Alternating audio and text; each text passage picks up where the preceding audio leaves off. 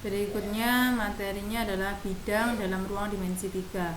Jadi di dalam materi ini itu kita membahas tentang bagaimana menentukan persamaan bidang di dalam ruang dimensi 3. Nah, di sini kita akan menggunakan hasil kali titik dan juga hasil kali silang nantinya. Nah, sekarang misalkan saya buat ilustrasinya. Ini misalkan suatu bidang, ya.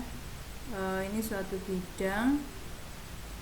Nah, di sini ada bidang, kemudian ada suatu vektor. Di dalam bidang ini itu terdiri dari banyak sekali titik, ya. Kemudian saya punya vektor. Ini namanya vektor n.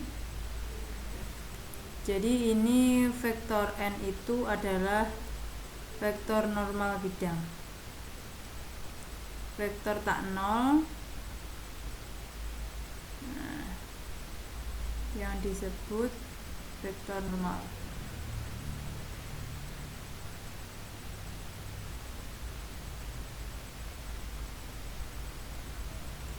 Normal bidang. Ada yang menyebut normal gitu aja ada, atau vektor normal gitu. Normal bidang ada juga yang menyebut seperti itu. Dan vektor normal ini itu pasti tegak lurus bidang. Artinya vektor normal ini akan tegak lurus terhadap semua vektor yang ada di bidang ini. Jadi kalau di dalam bidang ini ada banyak sekali vektor, maka vektor ini akan tegak lurus terhadap semua vektor yang ada di situ, ya. Kemudian misalkan saya memilih titik. Di sini saya beri nama titik P. Ini titik P. Ini suatu titik tetap di dalam bidang.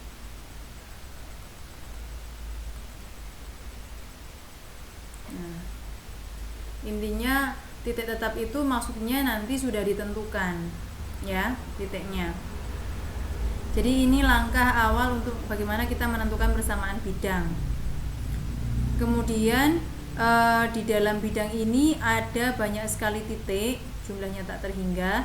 Di sini diwakili oleh titik V, ini secara umum. Jadi kalau saya punya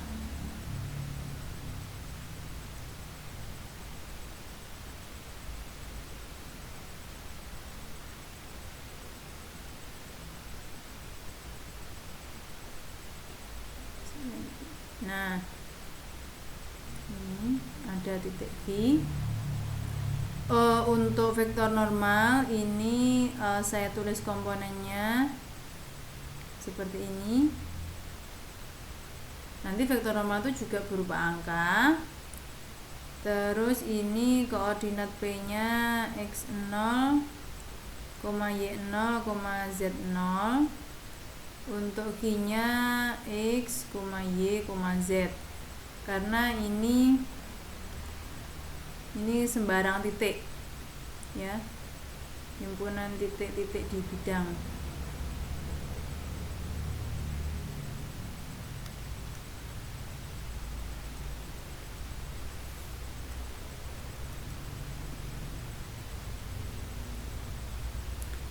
Nah, bagaimana cara menentukan persamaan bidangnya? Nah, sekarang kalau kita perhatikan di sini ada dua vektor.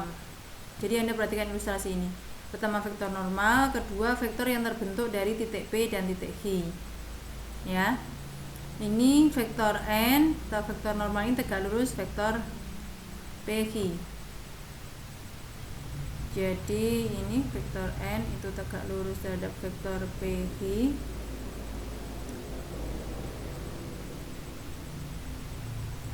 Semua vektor di bidang.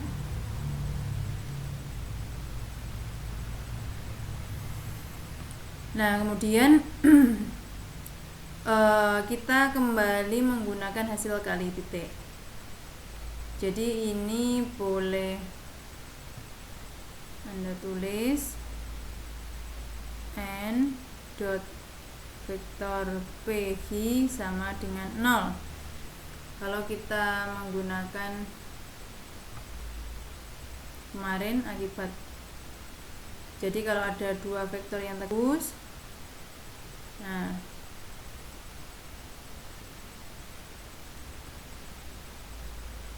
ini sama dengan 0, sehingga dari sini kita tinggal menggunakan komponennya.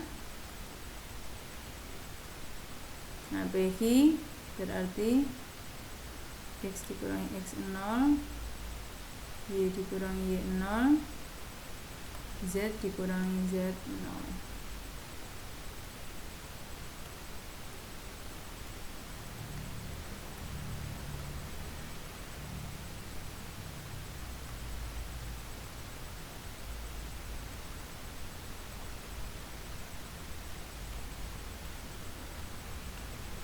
Sudah, ini terbentuk persamaan bidang seperti ini, atau Anda jabarkan juga boleh.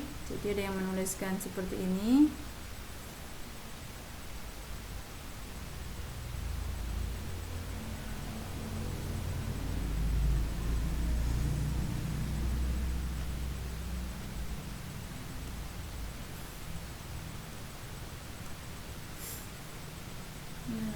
Ada yang menulis seperti ini.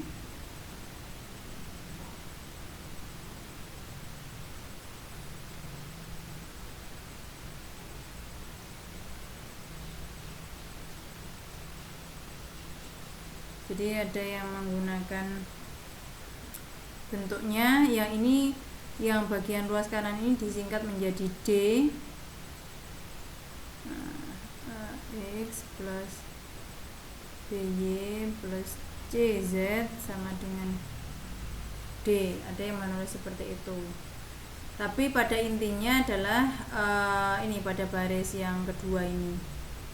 Boleh Anda jabarkan seperti ini sampai yang terakhir ini. Jadi persamaan bidangnya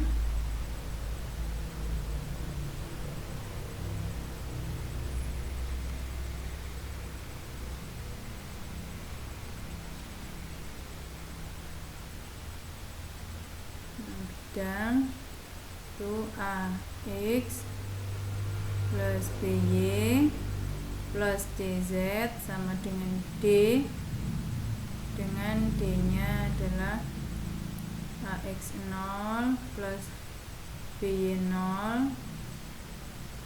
plus CZ0. Ini untuk persamaan bidang. Sekarang kita ke contoh. Tentukan persamaan bidang yang melalui titik 2, negatif 4, 3 dan tegak lurus vektor n seperti ini 4,2,5. Nah, kalau ada soal seperti ini berarti yang jadi titik tetapnya adalah ini. Bu, bagaimana jika tidak diketahui titik tetapnya? Nanti kita bisa memilih sembarang titik. Tuh. Nah, di sini jadi titik tetapnya itu berarti ini yang jadi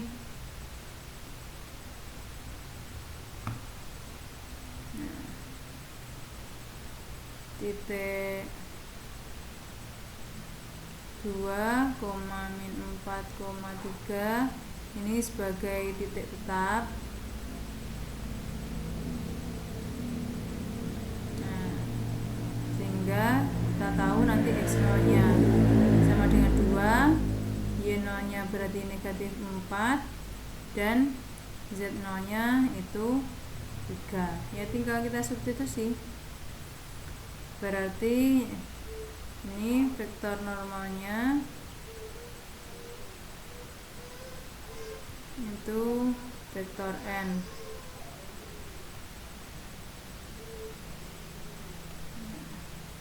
Tinggal kita gunakan aja.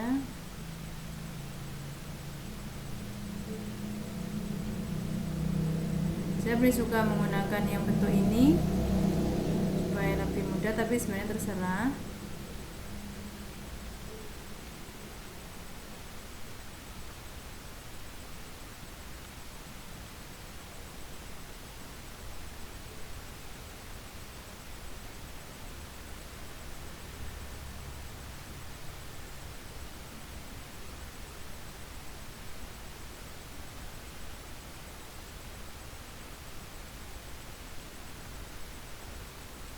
berarti 4x ditambah 2y ditambah 5z sama dengan min 8, ini 8, ini dikurangi 8 ditambah 15, berarti persamaan bidangnya 4x plus 2y plus 5z sama dengan 15. Ini persamaan bidangnya.